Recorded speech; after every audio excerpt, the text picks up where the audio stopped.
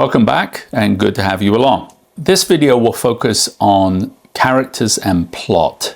And one of the important tasks here is to melt it down to its essence in order to understand the key factors involved with the plot and the characters. I'm going to draw on Michael Faraday. He was known as the great experimenter, and this is something that we as novelists have to do. We must experiment. Michael Faraday was born September 22nd, 1791. At 22, he was a gifted and engaging scientist who had the right talents at the right place and the right time.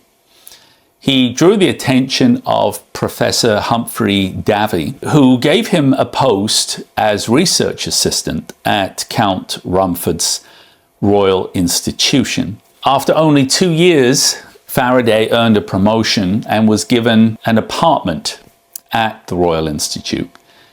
He would marry in 1821, and his dynamic lectures drew great attention, and he published over 450 scientific papers.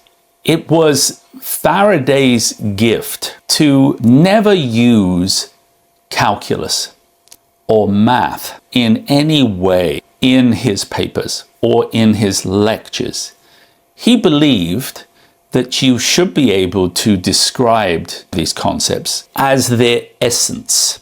And for that, he would break them down and construct a description and argument using these core pieces.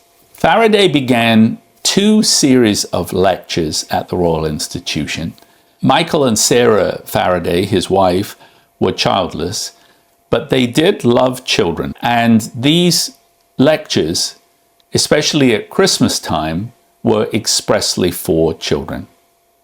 The other lecture series was the Friday evening discourse, of which he himself delivered over 100. These were dynamic, enlightening, and entertaining lectures. Faraday was often referred to as the great experimenter, and it was this consistent experimentation that led to many of his findings. He was fascinated by science and technology and was always exploring new ways to explain and to come into a problem. When asked to comment on experimentation, his advice was to let your imagination go, guiding it by judgment and principle, but holding it in and directing it by experiment.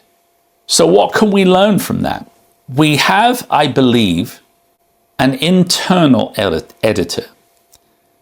And this internal editor will tell you when you have captured that concept, captured that scene, captured that character, captured that plot detail. That editor sits constantly watching, and we must tap in to that, knowing that we have actually hit the mark.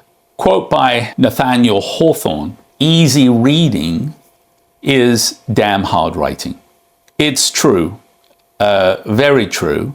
I would say it takes a very long time to write what is sometimes just a short passage. And sometimes you can struggle for an enormous amount of time in order to get that just right. But you will know that it's right. Inside, you will know.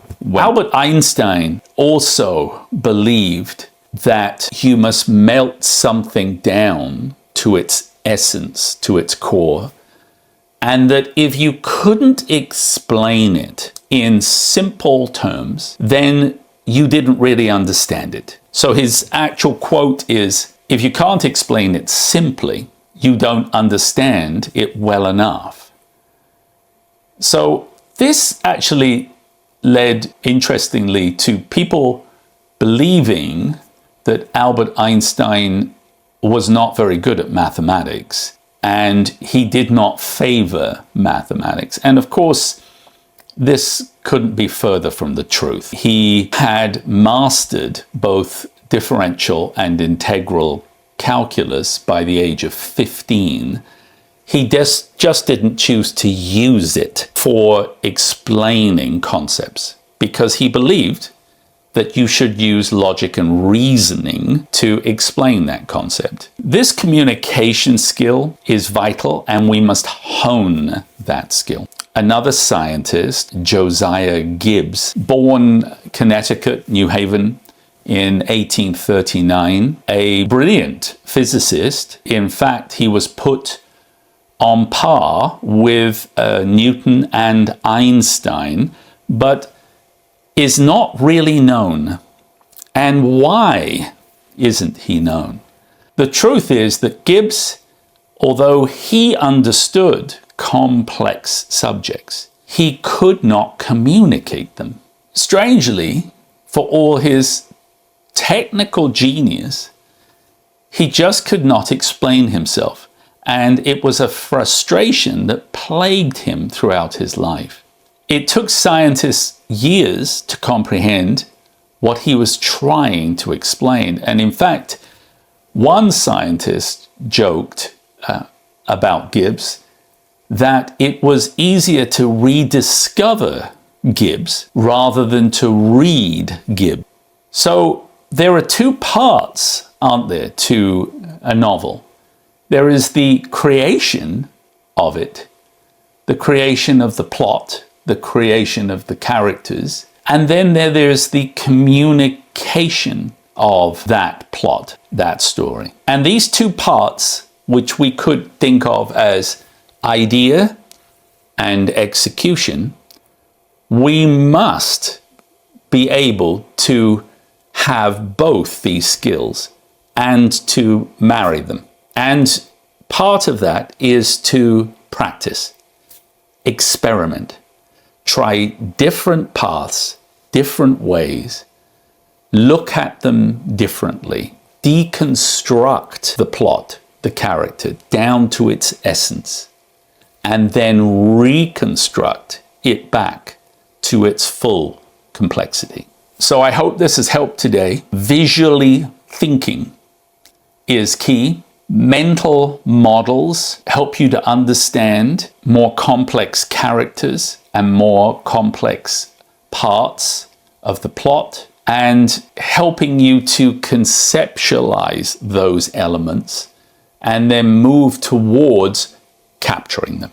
It's been a pleasure having you, and I hope to see you on the next one.